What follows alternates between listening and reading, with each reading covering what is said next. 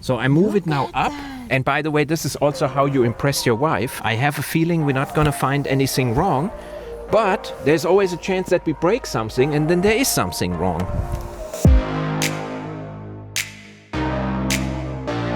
Look at this crisp, cold morning, and we gotta go on the drive and take our queen. What are you eating? So we are on our way on a rescue mission for David's Discovery 4 because his gear selector is stuck in the closed position and he cannot drive. Yeah, it's in his driveway, so we gotta go there and see if we can fix that. I'm not judging you guys, okay? But the typical reason when this thing gets stuck is because you all clean your car so perfectly and you never eat any donuts or pretzels in the car and your dog isn't walking around on this thing, you know, and your sunroof wasn't open and the water is not leaking down, okay? None of this ever happens to anyone. They just die completely on their own without any reason. Everybody agree? So, but actually I don't remember David's car to be extremely dirty and we actually do not know why it's stuck. So here's our patient. We're coming for the rescue. We start with the GAP tool and see what fault it got. Okay, only got a little toolbox. Oh my God. Okay, GAP tool is in. And you're right, the car is not dirty. See, he probably cleaned it because I said, it's because you never clean it. That is because of us. Yeah, he put a sign up. Okay, so we're gonna check what fault we got. How many ECUs are there? Gear shift 1 fault, transmission range selector up and down, position control error, mechanical failure, actuator is stuck because of major dirt from your dog and eating pretzels in the car. And he cleaned it before his mechanic arrived, okay? I'm gonna clear it now. Let's see if I start it, if it comes up. And right now it's working. Oh my God. And it's working here. Okay. Wait a second. Everything works now, but because we're already here and we know it's stuck and dirty, we're gonna take it out and make a video about it. So, first step is to remove the cup holders, the cup holder insert, and we're removing the water shedder, okay? See, it says here water shedder, so even a German guy knows what it's called. Mm-hmm. So when your thingy is stuck and you need to be towed, you gotta open that anyways. You can get to the red tab, I think, without taking the water shedder out. Oh, that's true. Okay. Now in the next step, we gotta pull this out here. Oh, that sounds terrible. We just did that on my Discovery 3. Oh, look at that. That was much more work on my Discovery 3. This was now really easy. Somebody was in here because there is a red security tab missing here. Oh, there is? Yes. See, this one comes out. Hold it there. Thank you. There's the other one. And then this piece we pull out. And here we got it. So we're removing 4 bolts right here.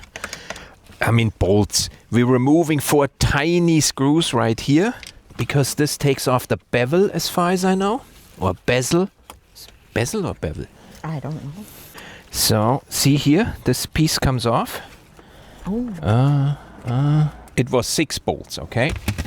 Okay. And now with these 6 bolts out, we can remove this unit with another 4 bolts. And what are we going to do then? Break it, because it was working, put it back together and leave. He obviously doesn't know that we're here, so we're safe. Pull the plug on this piece right there. And now I can take this out, and this is the shift module or gear selector on a Discovery 4 or Range Rover, and it is 688 euros, so it makes sense to check it out and look at it. And it is not very dirty, I gotta say. So it was working when we came here, so the only thing we can do is opening it up and see if there's any kind of contamination or stuck component on the inside, and maybe loop it a little bit. So I'm opening 2 bolts here. And this should allow me to separate the electronics. I'm afraid I'm too loud in my microphone here. Put this down here. Never had one of these open, okay? This is all the first time for us. And it's always a good idea to do that on somebody else's car. Yes. Especially when they're not home. This way, you just leave, you know? You just, okay, that didn't work. Right there. Okay, like a little cover. Okay, we see now two connectors. One connector here, which is the motor to raise this thing up and down, and the one with the blue cables is the solenoid to release it for turning here. What we can do is disconnect this little motor here. Oh my God. That's exactly what I wouldn't do. Well, especially because it's working. Exactly. But what you do then is you take two of these probes, like these two here. Take a cable with crocodile clamps, like this one, okay? We've had them for 30 years. Plug it in here, and now I can probe these here. Yeah, we are expert in that. What I can do is I can take a battery and hook up this battery with plus is minus and black is red and so on. Remember, this is now your unit, okay? Not David's, because David's did work on the first check. And if I go now into the cable from the motor, see, it went down, and I go into the other direction. I reverse the polarity, go into this.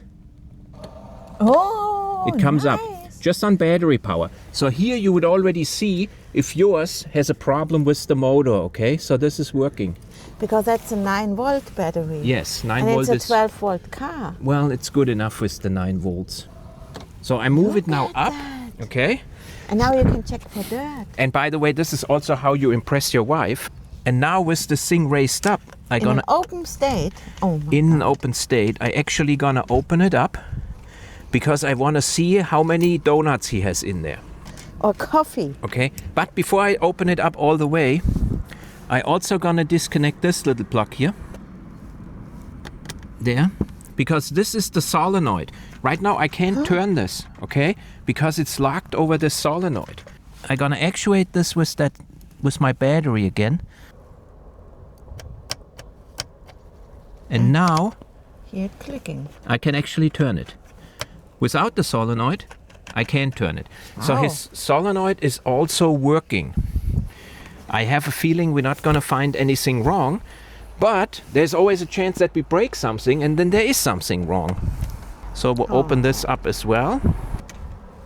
And here, Not okay, anymore. watch this.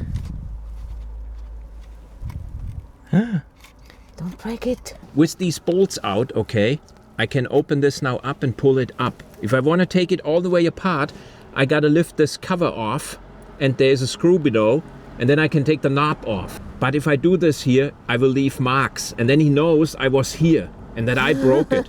So I'm gonna leave this, but I'm gonna pull this up all the way and see down here, there's the release mechanism, what he was complaining about.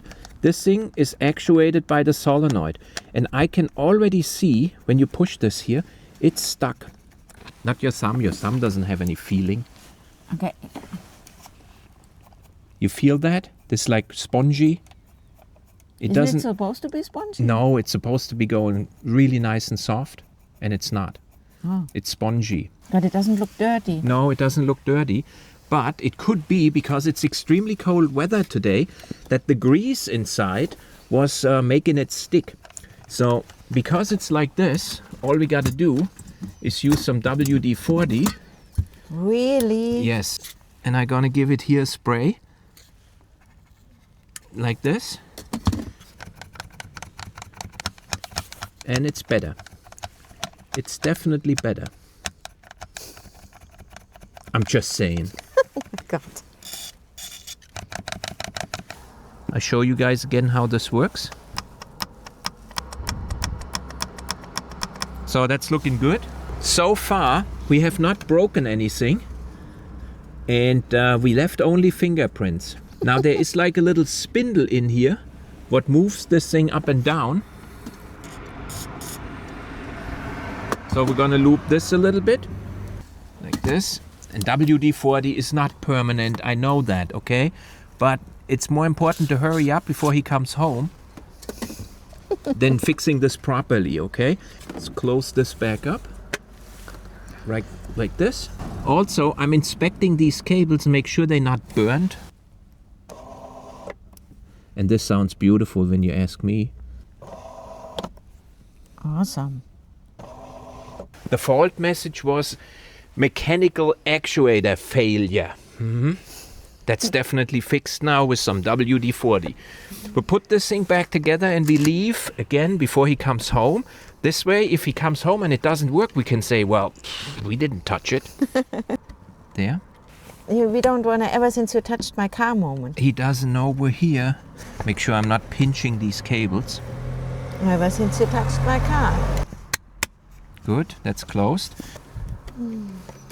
And you can see this is something you can do easily on the road or in the Simpson Desert when your shifter doesn't come back up, or on the Canning Stock Road or on the Ophir Pass, okay? Not a problem whatsoever. That battery will go into my spare bags. So tighten them very lightly. Let me disconnect my battery before I make a short here, okay? Oh my God. It's cold, so I have to wear gloves. Yeah. I don't. So this is back together. This is the way the unit comes. There are so many bolts left over. This is the way the unit comes, okay, for 680 pounds. Oh, okay. Here's a missing part. Yeah, I would now normally blow this out, okay, but we're not at home. Don't we have a rack with us? No, it's okay. It's David's car. This goes back in here. 4 black bolts which go back in here. Very lightly, okay? Don't use any force when you tighten up screws. And also the plastic is now really brittle, as if you would be in Alaska, okay? When you are on the Canning Stock route, you don't have that problem, but you got sand all over the place, and that's most likely the reason why it got stuck. Lost my insert. Oh my God. This is almost a one take, right? Yes. What do we do if it's no longer working? Then it's ever since you touched my car moment. Okay, now with this thing back installed, I plug the cable back in. Put the little red latch down. Okay, so this is back down. Now we got to put all these bolts back in. Now how would Simon Fortman make a video like this without explaining how this works? Because at the end of his videos, you know just as much as you did before watching his videos. I learn more when I watch the guy from No Nonsense Know-How, Chris, okay? Yes. I always learn something when I watch his videos. And Simon Fortman, I enjoy the videos, I gotta say. The thing is, when I watch a Simon Fortman video, okay, that Vera does all the talking for him, and I have to answer more questions than... If you would just explain his stuff. I wouldn't have to do all the explaining to Vera. Yes. And I don't really benefit from the quietness of his videos. I think that's the last screw. Last screw, but I have to also tighten these two here. I got this thing back together completely. This is all in, this is all good. So we're gonna put this baby back into the car. You're going to the wrong side, my dear. Oh. So this goes back in here. God. Plug and pray is this procedure called, okay? So we put this back in. Goes in here. Oh, really? Then this piece got to go back in here. Ah, yeah. And before we go any further, nice. Whoa. we can say now for sure we didn't make it worse. No. We put his stuff back together, and it's important that you wear gloves, okay? Because if you leave your fingerprints all over the place or steal his money, you know, he knows you were here. This is, by the way, the release handle if you want to get the gearbox into neutral so the tow truck driver can tow your car, okay? Usually the tow truck drivers don't know that. At least in Germany they don't. In the UK they probably do. This is your parking brake release cable. So also to get to that you have to take the water shedder out. So both systems are down here if you want to tow or steal the car. So we got this thing here back together. We got the bolts tight. We'll plug this back in. And one thing happened kind of unexpected. David's wife called us. So yes. She's going to let him know that we took care of his car. Still working. Still working. We'll look at the GAP tool one more time. Okay, so he got HVAC buttons, camera, parking brake. What the hell? Passenger door, transmission. We're gonna do a clear all while we already added. And only passenger door, right mirror heater output. Okay, there's nothing we can do. Oh, his air compressor turned off. We fixed that too. Yes. Okay, and that's it. There's his key. We put it right back where it was. And this, we got everything back here. And mission completed. Good. Good. We didn't even need our Chidora toolbox. So what do you think? Is this a separate video? I mean, there are videos out there which are 100 times worse than this one, and they make a separate video. And maybe he's coming back tomorrow, and then we do deeper heart surgery by taking the entire gear system apart. But then we have to break this little knob open. Oh, my Icasoft, no. Don't. Leave it outside. Oh. Yes. This goes back. There is some tool missing, and I don't know which one. Battery was awesome. You like that trick, huh? I like that trick. You better believe that. Yeah. Mission completed. Wife's impressed. It's always a good sign. If you push the upper button, it closes both magically. Okay. Car drives me nuts. Yes, it's nice and sunny. Oh my God, it's awesome.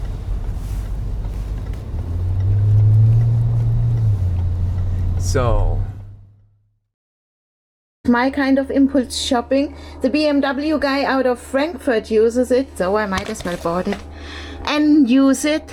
And can you believe it? Even Christian's impulse shopping stupid device is most handy. So this Freelander belongs to a friend of us, and it's actually in worse shape than we thought. The cylinder head gasket is blown and a lot more damage on the inside. It also has 2 completely worn rear tires. It got a bad muffler, so it needs to be replaced. Leaking rear diff. Also the front lower suspension arms are completely gone, like on the one we fixed. Also the valve cover gasket. That's just the expensive items. And now we're working on the wheel speed sensors. They were corroded in really badly, and I want to replace them from left to right and right to left to see if the problem goes away. We cannot do that car as a favor. That's like a 4-week project. We don't have time for that. It would actually be a perfect project car for us working on it with Philip or Robin. Oops, a cable. But unfortunately, it is an automatic, and I strongly believe that a beginner driver like Philip is should start with a manual transmission. I know it's a dying art, but for me it is most important. I do not want him to start driving with an automatic car. It does look good. It has a couple of scratches, actually some bad dents. The sky is down. All windows are held up by some wedges on the other side also. Look at that. My father gave Christian some foam pads for his birthday. So I'm also not sitting on the ground anymore. That's like a genius idea. That was my most surprising birthday present from Vera's dad, and he does not work on cars. Yes, and he thought about me too. So this car had an ABS problem. The ABS kicked in during driving, and it locked a couple of faults of the speed sensors on the wheels. I took them all out for €0, not investing any material. I cleaned them all out using some solvent. They were really badly corroded in with a lot of debris, and now all faults are gone. I've been driving it now for a while, and it's looking good. Then it had a clunking noise in the back. A Land Rover workshop nearby installed 2 new rear shocks, including wheel arch liners. I didn't even know they still make them. And they installed the upper mount completely wrong, so the shock was bouncing up and down. I took some plastic out in the rear, turned the washer around, tightened it back up, so clunking noise is gone. Then it had a turbo boost lag because they replaced also the turbocharger for €2,000 on an old Freelander. But all what was wrong was actually a leaking air pipe above the turbocharger, which they did not capture. And I plugged that back in, tightened the hose clamp, and apparently now it got full power again. So €0 of parts for my friend, and we can give this thing back, but I don't think it's gonna get MOT. Yeah, and that was actually done by a Land Rover workshop, not an independent workshop. It's unbelievable. Unbelievable. So you got this more than 20-year-old car with a shiny new turbocharger and 2 new rear shocks. Well, I didn't expect that. I know we have to take off the snorkel. Tricked her into it, okay? I said we gotta take off the snorkel really quickly, and I didn't tell her the details. Yes. Oh, what did we forget? Oh no. You guys see this here in real time?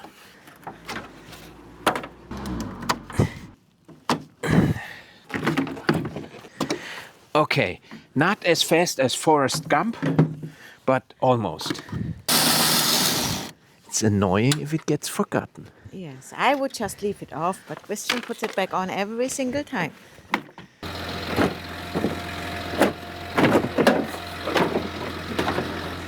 Turn the tire this way, so this Okay. way. So we're taking the snorkel off because my Discovery 3 needs a new windshield. And that's put in by a workshop because the insurance pays for it. So let me show you why I need a new windshield. Not because there are scratches all over the place, but there's a crack here. And we have been getting problems with the TÜV. They always let us pass, but they're not going to let us pass this time. Yeah, we used up all our... Oh, I would love to do this myself.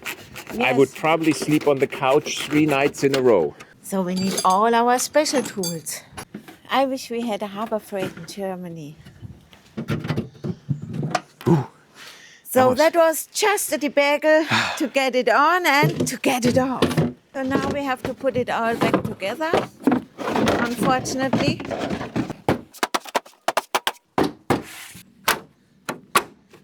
Okay, the only other thing we need to do is take these off. I already bought new clips.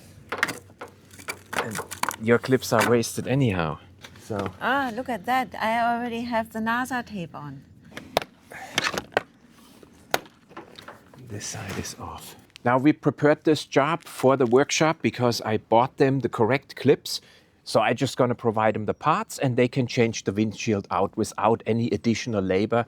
And that makes then the least trouble with the insurance. All this stuff you got to load up. And when we take the car over there, we're going to tell the TÜV inspector this is normally a snorkel, but we had it off so the workshop can work on it. So unfortunately, we got David's car back. It's a couple months later and the thing started to act up. And like always, when he takes it up to us, it's working. So what we're going to do is we're going to take our entire center console from our Prince Charming and stick it in here. That's the fastest. Then we're going to let him drive around for a couple of weeks and see if the problem goes away. And if it goes away, he has to reach deep down in his money pocket and get money for this piece because that's right now 608 euros from Land Rover. You want a chewing gum like Yes, last I do. time? Okay. We're going to take that here out. Take that out. He's got the same garage door open what we got. And hang on, I gotta take the water shedder out. And it's dark and it's cold. Oh, you found a light I found the light, yes. from David. Good. You gotta have a spare Discovery at home. Then all these little issues you got are no problem. You just take the components out of your functioning Discovery and stick them in your broken one and you're ready to go again. Move these 2 pieces out here. There we go. That light is bright. That's David's light. Yes, I'm going to get one of those. Yeah. And this one. Now we'll take this part inside. Okay, here's this unit. Prince Charming got piano black and David got the regular grayish. Let's make sure the numbers match up and we don't destroy something else. Is 14B079CB EH22-7E453-AC. AB? Oh, mine is older. David got a newer one. Okay, we'll try it. See, I even cleaned it for you. Isn't that nice? Huh? Thank you. Then this plug goes back in here. Goes back in here. It's so easy, man. Try to do that on your Toyota. You're gonna have to take your old wood screws out. Because our Prince Charming is out of order anyhow. Before I'm gonna latch it in, I'm gonna try. Knob comes up. Air suspension. Buttons work. Yeah. These buttons work. Parking brake works. And there's nothing else there. Rear. Neutral. Drive. Have to push it. Works. We can latch it in place. Here you get like one of those drops like at the end of a doctor's visit. Yes. Here. Put that back in here. Do you want to say anything I else? want to say something, but I couldn't find my email. A viewer wrote me, because we always make fun that on the Discovery 4 those symbols are off center. This one, it looks like there's one missing here, okay? Yes, and he said, well, there is one missing, you didn't buy the option. Nobody ever mentioned that there is an additional option.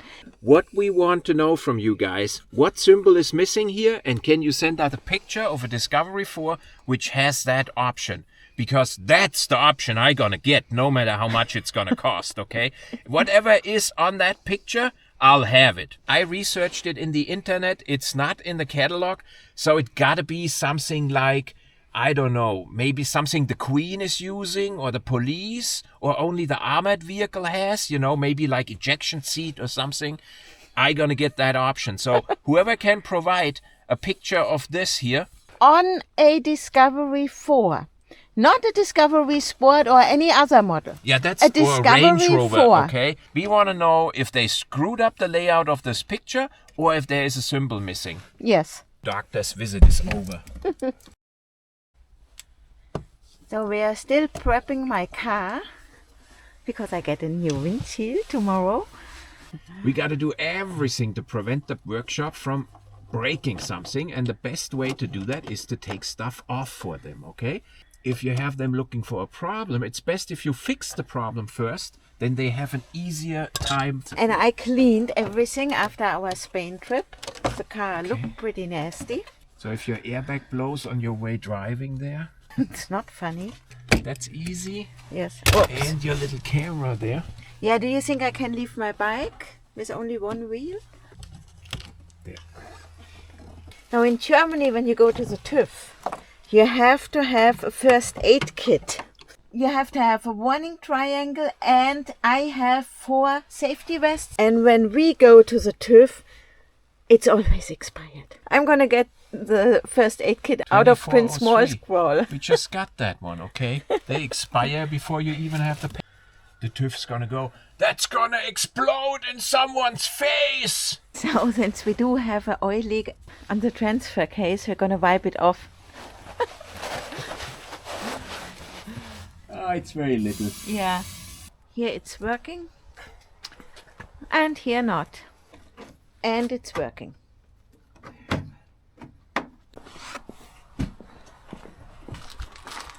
And, gotta be there. There. There it is. See if this one is still good. 26, yes. Yeah, good. Okay. You only need one good one in the family, and then you just pass that on to the vehicle which has actual TÜV. Yeah, but come on, let me show you what I have in my car. Oh, okay. Oh, I yeah. actually have the biggest one in my car, but I don't know if it's TÜV compliant, you know? It's not TÜV compliant. It's a million times better, and it won't pass the TÜV with Yes. that because there is no date stamp on it. So you have to have that cheap, cheesy pack for $6.99 with From the Aldi, correct yeah. date stamp. Good. So give me the old one, and I throw it in the mall crawler. Yeah, it sucks like so many things in Germany. So we're gonna go and pick up Vera's LR3. Man, that was a debacle now until we found the key. If they ever invent something like some sort of a keyless entry where you have a microchip implemented in your brain, okay? Or it scans your eyeballs automatically so you don't need a key, it would be good for our marriage. I gave it to you because you're supposed to drive that car. It's yours. Yes, but then explain to me how it was possible that it was in your purse. No, it wasn't. It was in the kitchen. How did it get into the kitchen when you gave it to me? So next discussion, she asked me if I asked the guy who did the windshield repair if our car got now TÜV. And I said, no, I don't have to ask him, okay? Because when men talk, we don't waste time with unnecessary questions, okay? If I take the car there to get TÜV and he calls me and says the car is finished, the question if it has TÜV is only applicable if I would be talking to a woman. But because I was talking to a man, that is an obsolete, time-wasting question. And Vera disagrees. Completely. So we don't know if he has TÜV or not. Yes, we know it has TÜV because he did not say that it didn't. But The he first also thing- didn't say he has TÜV. No, that was a male-to-male communication. And it takes about 2% of the words what it takes from male to female, female to male, or female to female, okay? I can't help it. 2% of the words are necessary to get the same context across. Oh my We God. don't even need to ask because Look the at sticker is on. that. Yes. Remember, guys, that is the first TÜV visit ever since we rebuilt this Discovery. By the way, the TÜV by now in Germany is 160 euros every 2 years. The A-pillar trim is something we mount because I ordered the clips and we didn't want them to mess with this because there is the risk of a water leak. We gotta remount our snorkel, and Vera has now a brand new windshield. And the TÜV only complained, and noted it of course, about our kind of wet transfer case. She is probably so happy now with that new windscreen. That is an unbelievable difference. If you got a scratched one and you get a new one, that's like getting a new car. Check if she's got diesel smoke when she hits the accelerator. No, that looks okay. How is your new windshield? It's awesome. So we have to put it back together. Oh, seriously? I put that bolt back in? Jesus. It was a debacle removing the snorkel, and it will be a debacle mounting the snorkel again. Yes, we're going to leave the debacle one off. That's totally stupid to have that on. You don't need that, okay? It's important that you mount your A-pillar trim with the correct clips from Land Rover, and one of them is different, okay? The different one, I believe, goes to the bottom, but I'm not sure. And they have a new gasket, and they came out of the UK and took only like a week and a half, and that's not the fault of the shipper in the UK. That's the German Customs Authority. They hate the UK since Brexit, and they don't let the stuff go through. Yes, I believe so too. So this goes back on. Yep. Those are all nice pops, okay? Nice pops. So, and if you are wondering why we mount our snorkel backwards, we actually have a video explaining that. So the wheel liner goes back in. So we just need a tiny persuader. So good thing we only have to do that on one side today. So we were missing a screw, and I found it in my box here. Yeah, Vera got all the bolts and all the clips for the Land Rover. Yes. The TÜV inspector wrote on the report that the car has structural corrosion, which we all know is not true, okay? This is the best shaped Discovery on the planet out of this year. And he also wrote down the front brakes are worn out. Like he knows nothing about Land Rovers. Yeah, they just hate these cars in Germany. Okay, the important point is if you have an old Discovery 3, you got to break off this little post here. That post used to go into a hole at the body, at the A-pillar. You got to put some tape over it, okay, to close it up. And that's preventing the water from leaking in. Yes. That's the official Land Rover service bulletin fix, okay? Yes. Now we actually have a video on that. We use duct tape, but you can also use the Land Rover stuff. That's where your hole is. Good. Nice new clips with new seals. The TÜV guy complained about neglectable stuff. He did not mention anything about my antenna or the winch or the snorkel, which was missing, and the health hazard because the little bracket was exposed. Yeah. For all those Germans out there who always say, "Oh, how'd you get that through the TÜV?" You just. Yeah. Good. He didn't complain about that either, okay? He just put something down because they hate cars like that. And they don't hate them because they are a menace to our environment. They hate them because they don't have one, my car.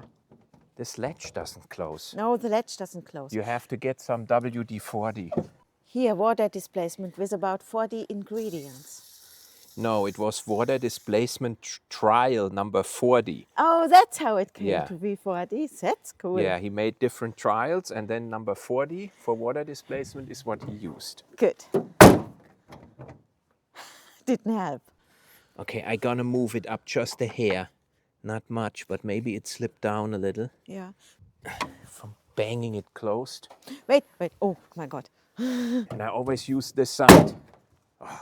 Good. Lucky me. And the liner comes off, so we're gonna fix the liner. The dirtiness we won't. No. Oh, I sprayed it on my thumb. That was stupid. There we go. So one side's almost on, and the other side is also in. So David is back, and we want to see if we can fit a remote start to his fuel burning heater real quick. Okay, I bought all the parts, and I got a license for the GAP tool for his vehicle. So let's see if we can get that done. We're gonna have to get all that stuff out. Oh my God. Yeah. So he didn't bring the doggy. Will that work? Okay, careful. Yeah. Oh. I'm gonna take all this stuff out here. And this. And this. See, there is an unused plug. There we go. So you basically need three components. You need an antenna here. The guys in the UK call it an aerial. Yes. Okay, this one is from Amazon, and it's about 10 euros. Yeah, that's it. Then you need the receiver, the Telestart T91R, and it needs to be the exact one for your model vehicle, okay? So for a 2016 Discovery 4, this is the number. I'm gonna have that in the video description.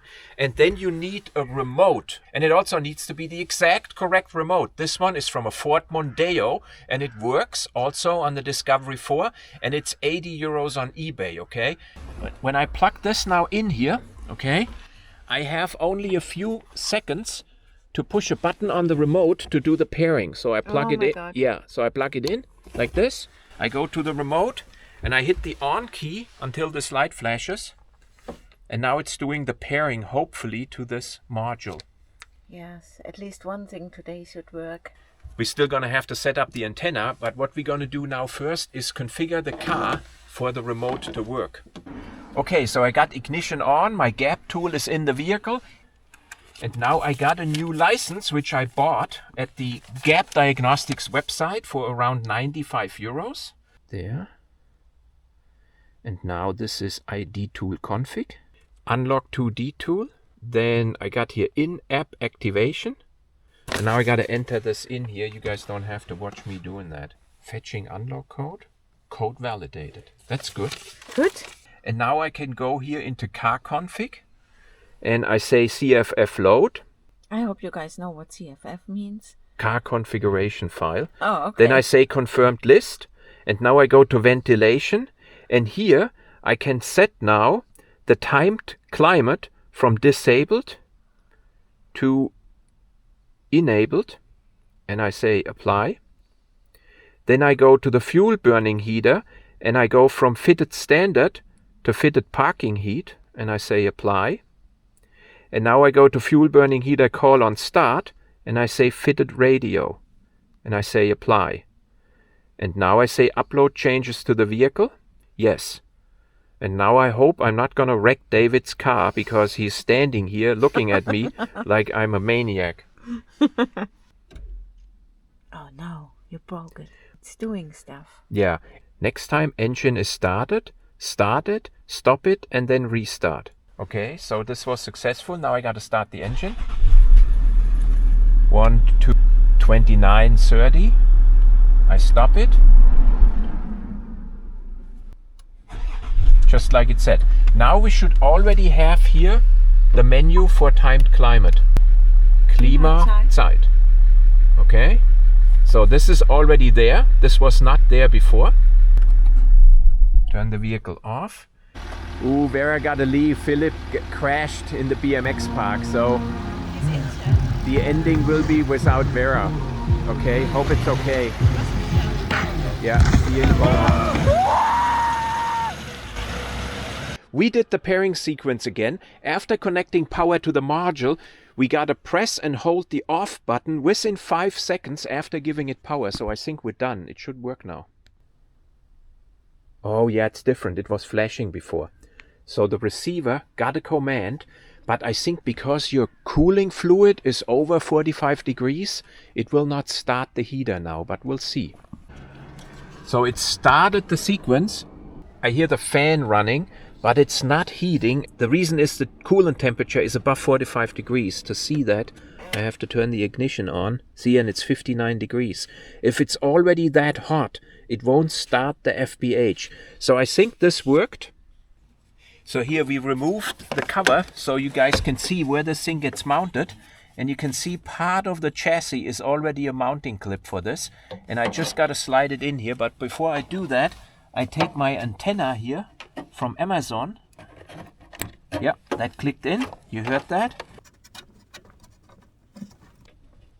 Yeah, it's in and it's never gonna come out. And now we're gonna take this antenna and glue it onto the window. 10 euros from Amazon. We're gonna put it right here.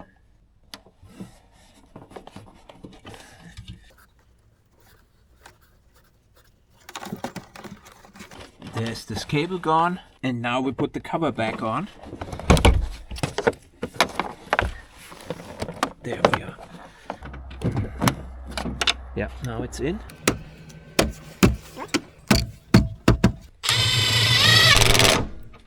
So David just told me why the Discovery has this deeper section of the glass here. I didn't know that. It's when you put your dog into a box like this, the dog can actually watch from here through the window because there is this deeper recess. If he puts this over to the other side, the dog can't watch out and he gets all panicky. So that's a really easy job. I'm gonna post the parts I installed here in the video description. Unfortunately, Vera had to leave because of Philip having an accident in the bike park. So at this time, I want to thank our Patreons a lot for their support, and we'll see you guys next Sunday. Most likely with an engine rebuild video of our Prince Charming.